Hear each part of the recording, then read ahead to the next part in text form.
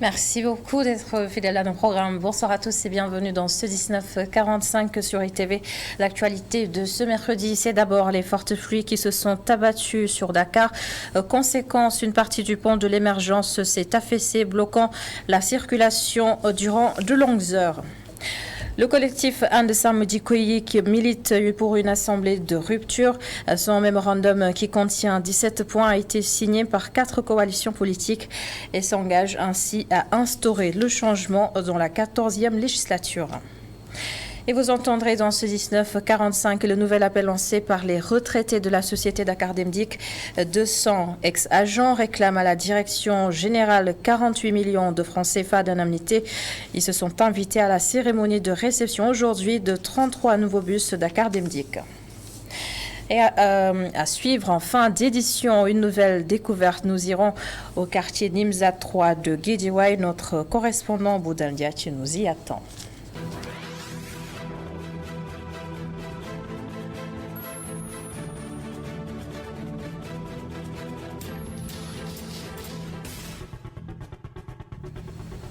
Une partie du pont de l'Émergence a été emportée par la forte pluie d'aujourd'hui. Cette route essentielle au trafic s'est effondrée, comme nous le montrent ces images.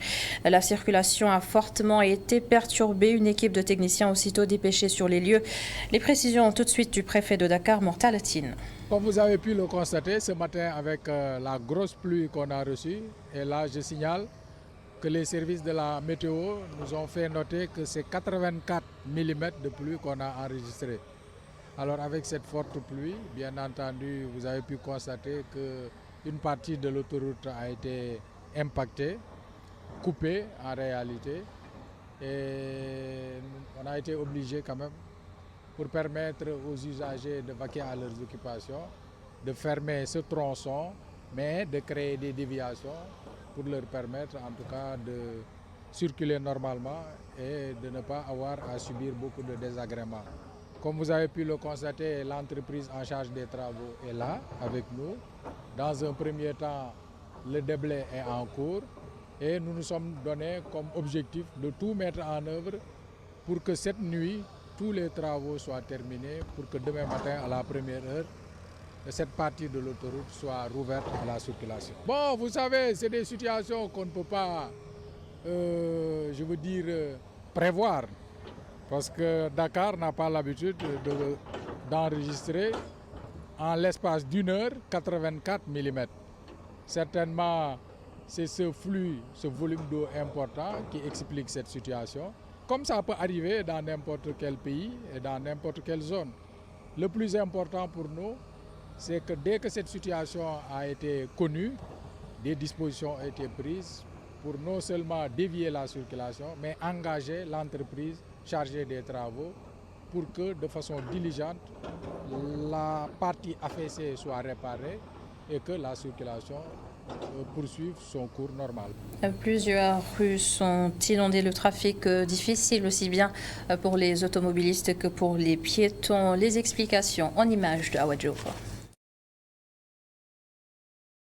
Nous sommes à Pont E, à quelques jets du plus grand canal de Dakar. Ce matin, après la pluie, les piétons pataugent. Les automobilistes, eux, se retrouvent coincés dans les embouteillages. Ce matin, circuler dans ces quartiers du Pont E devient un véritable parcours du combattant. C'est une matinée de forte pluie qui a surpris plus d'un. Nous sommes pourtant tout près du canal. Paradoxe de la situation, comme à chaque année, les rues font face à ce genre d'inondation, rendant difficiles les déplacements dans ces quartiers. Un site inondé, établi à quelques mètres du plus grand caniveau d'évacuation d'eau usée de Dakar. À quelques mètres de là, plusieurs taxis ont éteint leur moteur le temps de pouvoir se frayer un chemin sous ces eaux aux allures de vagues. Les piétons, eux, du moins les plus pressés, préfèrent patauger pour arriver à destination en attendant le passage de la pluie. Il a également plu dans beaucoup d'autres localités du pays. La météo de cette semaine s'annonce d'ailleurs pluvieuse. De point avec Pape Ngor Ndiaye de la météo nationale. Des orages de pluie ont été notés sur une bonne partie du territoire sénégalais depuis hier, pratiquement le mardi. Et jusqu'à ce matin, pratiquement, on a toujours de la pluie sur le littoral, dont Dakar. Donc jusqu'à 6 heures du matin, aujourd'hui, on a eu des quantités assez variables sur l'ensemble du territoire sénégalais. Donc pour dire qu'il a plu sur pratiquement tout le pays, sauf au niveau de l'axe nord, carrément, l'extrême nord, sur Saint-Louis et Podor. Donc des quantités assez faibles de 0,5 mm ont été notées à Dakar, 5 mm à Bambey et Diourbel, 0,2 à Kédougou, mais aussi des quantités très importantes de 67,5 mm à Linguère. À Ranérou, il y a eu 49 mm, 38 au Cap et 23,5 à Ziguinchor. Donc le pic pour la journée d'hier a été noté à Djogé en Casamance avec 119 mm de pluie. Donc ce qui montre quand même des quantités assez importantes qui ont été notées par-ci et par-là sur le Sénégal. Donc pour la journée d'aujourd'hui, ces pluies devraient continuer. Donc comme on peut le voir d'ailleurs à Dakar, il continue à pleuvoir. Donc sur tout le littoral, on prévoit de la pluie pour la journée d'aujourd'hui. Et même d'ailleurs demain et après-demain, donc jeudi et vendredi, d'autres pluies sont attendues sur une bonne partie du territoire sénégalais. Donc ce qui marque une rupture avec cette accalmie qui a été notée depuis plusieurs semaines sur une bonne partie du territoire sénégalais. Cette semaine s'annonce plutôt pluvieuse sur une bonne partie du pays. Et même d'ailleurs les semaines à venir aussi, on espère avoir de la pluie sur l'ensemble du territoire sénégalais. Et l'autre titre de ce mercredi sur les élections législatives du 31 juillet prochain, le collectif Andesam Dikoyi a dévoilé la liste des coalitions qui ont signé la charte d'engagement pour une assemblée de rupture. Elles sont 4, Buntubi, Natangué Yewwi Askan Wi et Wallu Sénégal. Les autres coalitions émettent des réserves sur certains points contenus dans le mémorandum Mamadou-Sy. Après avoir soumis au mémorandum de 17 points aux 8 coalitions en lice pour les élections législatives, 4 coalitions ont signé la charte d'engagement de Andesam Dikoyi. Certains ont émis des réserves. Parmi les exigences de Ababakar Mboup et compagnie, la criminalisation de l'homosexualité. La coalition Buntubi a signé la charte d'engagement avec une réserve qui concerne la peine de mort. La coalition Natangué Askan Wi a signé sans réserve. La coalition Yewwi Askan Wi est d'accord en principe, mais voudrait certains éclairages sur les modalités et le contenu de quelques propositions. La coalition Wallu Sénégal aussi est d'accord sur la criminalisation de l'homosexualité et l'arrêt de l'agenda pro-LGBT. Une assemblée de rupture qui répond aux aspirations du peuple, c'est ce que souhaite Andesam Dikoyi. Ababakar Mboup continue de s'offusquer contre le rejet de la proposition de loi par le bureau de l'Assemblée nationale. Si les citoyens choisissent des députés qui doivent le représenter à l'Assemblée nationale et que ces derniers se réclament d'un camp ou d'un autre, il y a problème. Nous continuons de subir les conséquences de la crise de 1962. Il est temps que l'on ait une assemblée de rupture. Andesam Dikoyi compte rencontrer les citoyens et les exposer des faits après la signature de la charte par certaines coalitions. Ses membres tiennent à préciser qu'ils ne sont d'aucun camp politique. Et la campagne électorale se poursuit à Dakar et à l'intérieur du pays. C'est aussi une période qui profite aux infographistes. Confession de t-shirts, affiches, flyers, entre autres gadgets. Leurs services sont sollicités. Mais cette année, la concurrence étrangère semble gagner du terrain. Illustration dans ce reportage signé Amidio Febarasso. Dans ce bureau, Cheikhouna Fofana et ses apprentis sont en plein labeur. Nos interlocuteurs qui s'activent dans le secteur de sérigraphie ne ressentent pas pour le moment les retombées de la campagne électorale. Selon Cheikhouna Fofana, les marchés sont confiés de plus en plus à des entreprises étrangères. Avant, durant les périodes de campagne, on se frottait carrément les mains. Mais vu ces dernières années, le travail, ça ne se passe plus comme avant. Les chiffres d'affaires ont beaucoup baissé. D'habitude, c'était les partis au pouvoir qui venaient directement chez nous pour passer leurs commandes. Mais la majeure partie de leurs commandes maintenant, ils le font à l'extérieur. Ce qui veut dire que c'est les partis opposants qui viennent peu à peu pour passer leurs commandes. Un Un autre phénomène qui constitue un obstacle selon lui, les intermédiaires entre eux et les coalitions. Les marchés, il y a beaucoup d'intermédiaires. Parce que les gens qui sont à l'intérieur, c'est eux-mêmes qui essaient de gagner le marché, d'autres viennent. Des fois, ils sont de 3 à 4. Des fois, même ceux qui achètent eux-mêmes leur propre t-shirt pour amener, payer l'impression seulement. Cheikhouna donne une idée des tarifs de ces prestations. Les t-shirts avec un revenu trop faible sont les plus commandés par les candidats. Entre les t-shirts et les bâches, ça varie en fonction des prix sur la qualité du t-shirt ou bien du tirage. Ça dépend des clients. Des fois, c'est les bâches qu'on vient. Il y a certaines semaines, c'est les bâches qu'on te passe les commandes le plus souvent. D'autres semaines, les t-shirts et les Lacoste. Un constat confirmé par l'imprimeur Alioune Fall révèle aussi que même au Sénégal, les marchés sont souvent gagnés par les grandes entreprises. La campagne est notre période de traite. Nous travaillons plus sur les bulletins, mais d'habitude, ce sont les grandes entreprises qui gagnent les marchés. Nous qui gérons les petites et moyennes entreprises, nous travaillons que sur les spécimens. En cette période de campagne, les sérigraphistes sont souvent sollicités pour la confection des t-shirts et autres, mais certains ne se frottent pas encore les mains. Merci beaucoup Amédio pour ce reportage. Alors que les usagers se plaignent de gros retards dans les lignes de transport Dakar-Demdik, la société renforce son parc automobile. 33 nouveaux bus ont été réceptionnés pour justement assurer la desserte interurbaine. 1400 autres bus sont attendus. Seynabou Babou et Mafalfal. Un convoi de 33 bus accompagné de motaristes, dirigé par le directeur général de Dakar-Demdik et sa délégation. Top départ à la gare du Palais 1, en passant par le Palais de la République, où le président est sorti sous cette forte pluie pour réceptionner des nouveaux ambiants.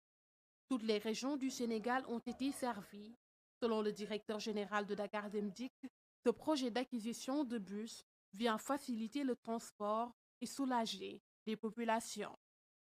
Le Sénégal, c'est 14 régions.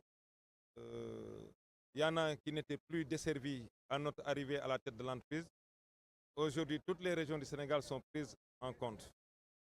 Mais dans cette prise en charge aussi, nous avions relevé, comme le disais tout à l'heure, des manquements. Il y a des bus qui tombaient en panne entre les régions. Alors, nous avons travaillé aujourd'hui à acquérir de nouveaux bus. Et ce n'est que le début du processus. Des bus de dernière génération, dotés de toutes les commodités. Nous avons mis des écrans pour pouvoir égayer le voyage de nos usagers. Nous avons mis des ports USB, on peut recharger son téléphone à bord. Nous avons mis le Wi-Fi. Et les sièges que nous avions, nos usagers restaient presque statiques. Maintenant, c'est des sièges rétractables qu'ils peuvent régler. Le chef de l'État annonce pour sa part l'acquisition d'autres bus pour le transport urbain. Évidemment, Dakar-Demdik est en train d'être rénové et renforcé. En dehors de ces bus qui bientôt général a obtenu le soutien de l'État pour acquérir de nouveaux bus qui vont cette fois-ci destinés à l'urbain. Mais inviter également les usagers à faire vraiment bon usage, comme répété, de cet outil. Chaque région dispose désormais de 2 bus qui faciliteront le transport. Ces nouveaux bus ont une durée de vie de 15 à 20 ans. D'ici la fin de l'année, 87 nouveaux bus sont attendus. La Société Générale de Dakar-Demdik prête à rouler sur de nouvelles bases. Et la cérémonie a failli être interrompue. D'anciens agents de la société de transport interurbain ont profité de l'occasion pour attirer les attentions sur leur sort.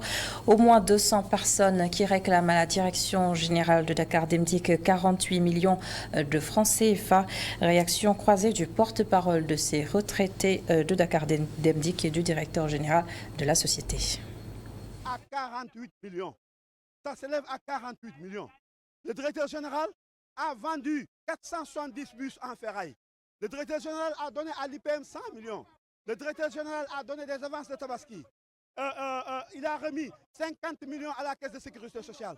Et nous travailleurs, nous qui avons suivi à Dakar-Demdik, nous avons pris la retraite et on pensait passer la Tabaski avec notre argent. Et aujourd'hui, c'est dommage. Voilà des gens à qui on doit confier demain les destinées de ce pays.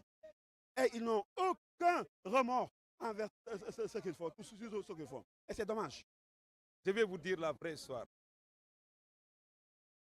Ce sont des agents qui sont partis à la retraite et qui ne devaient plus rien à Dakar Dem Dikk, mais qui réclament le paiement de leur tenue de travail. N'amalgamons pas.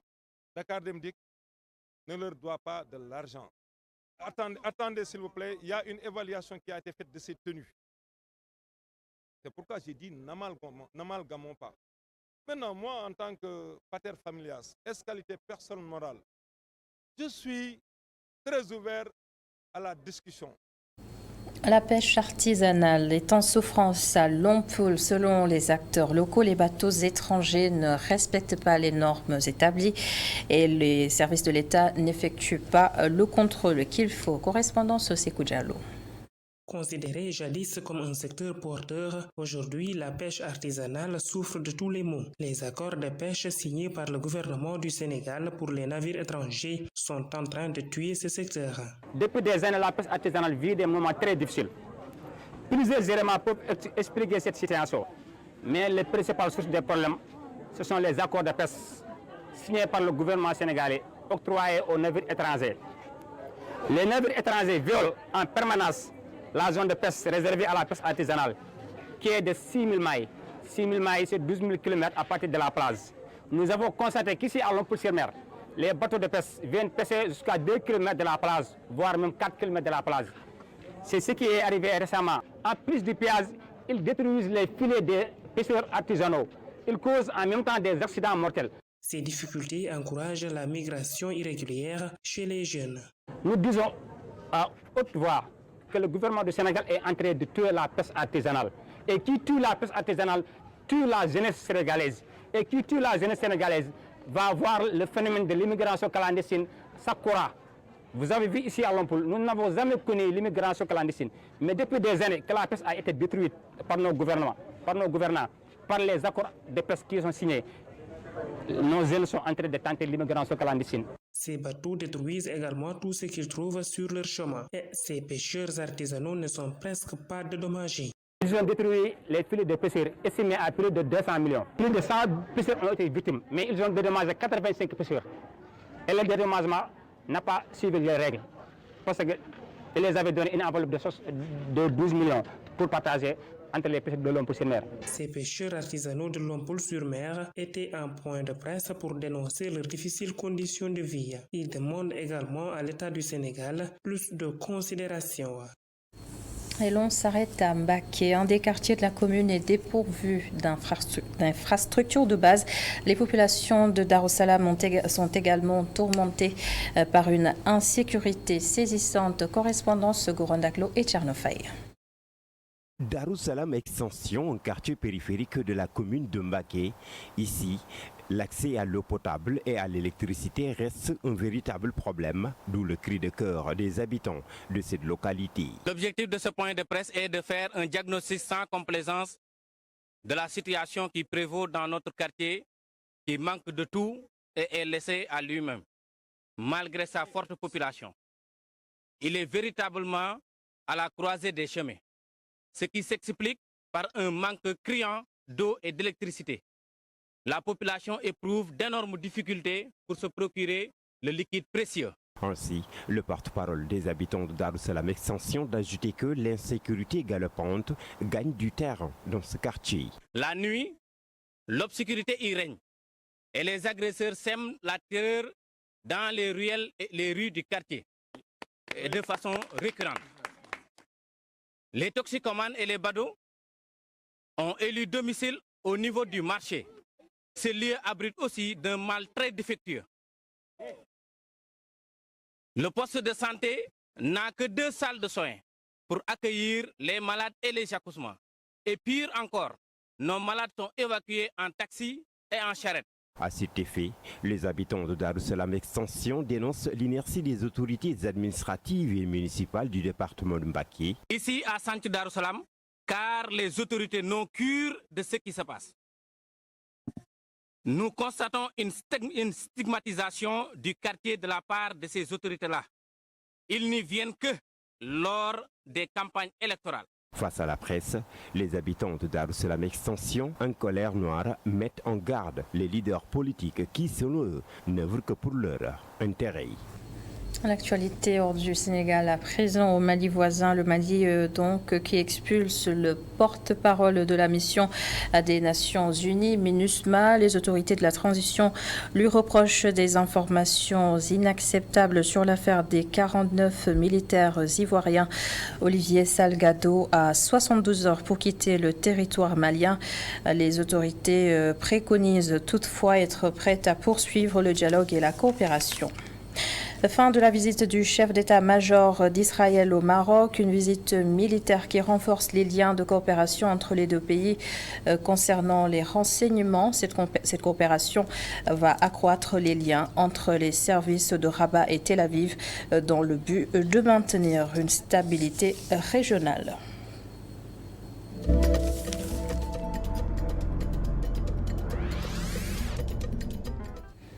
Je vous le disais en titre, Boudane Diaty nous emmène ce soir à Guédiawaye à la découverte du quartier Nimzat 3. C'est l'un des quartiers les plus anciens connus et les plus connus et le plus ancien de la ville de Guédiawaye. Je vous propose de suivre la découverte de ce soir.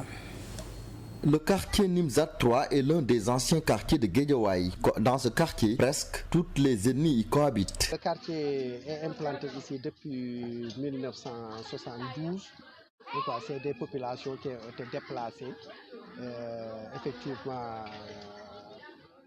de Dakar, donc plus précisément là où se trouve actuellement HLM 5, donc ça s'appelait Baïgaïne, n'est-ce pas? Les populations ont été déplacées effectivement pour venir ici à Guédiawaye, n'est-ce pas? Pour diverses raisons, n'est-ce pas? Principalement, n'est-ce pas? L'insécurité, il y avait beaucoup d'incendies, il y avait beaucoup d'inondations, donc pour régler ces problèmes-là, donc les autorités avaient jugé nécessaire donc de déplacer les populations ici. Nimzat 3 est un quartier plein d'histoire qui a vu naître beaucoup de structures à Guédiawaye. Le quartier a beaucoup avancé par rapport effectivement au début. Pourquoi? Comme je viens de vous le dire, n'est-ce pas? Nous venons effectivement de là-bas, n'est-ce pas? Quand nous sommes venus ici, c'était pratiquement un terrain nu. En général, les crabes même quittaient effectivement la mer, n'est-ce pas, pour nous envahir effectivement la nuit. Mais après, au fur et à mesure, il y a eu les amont, il y a eu effectivement les infrastructures qui sont là. Parce que quand nous sommes venus ici, il n'y avait pas effectivement la police, il n'y avait pas le sapeur-pompier, il n'y avait pas la préfecture, il n'y avait pas le stade Amadou Barry, il n'y avait pas le lycée Limamoulaye, n'est-ce pas? Donc toutes ces infrastructures-là, en tout cas, nous ont trouvées. Mais n'empêche, ces habitants sont confrontés à plusieurs difficultés. Les problèmes, comme je viens de vous le dire, c'est tout simplement un problème. Bon, il y a l'insécurité, mais aussi il y a donc le problème d'assainissement, n'est-ce pas, qui se pose. Il y a l'insécurité et l'assainissement. Ce sont nos principaux en tout cas, problèmes. Demander aux autorités tout simplement, en tout cas, de nous venir en aide, n'est-ce pas, de créer ici un réseau d'assainissement. Donc une canalisation qui pourra effectivement régler le problème des eaux usées, régler le problème effectivement des eaux de ruissellement. Ça va améliorer, n'est-ce pas, le cadre de vie. L'un des quartiers les plus anciens de Guédiawaye, Nimzat 3 fait partie de l'histoire de cette partie de la banlieue. Au-delà de l'ancienneté, la bonne cohabitation et la cohésion sociale font de ce quartier de Guédiawaye une référence.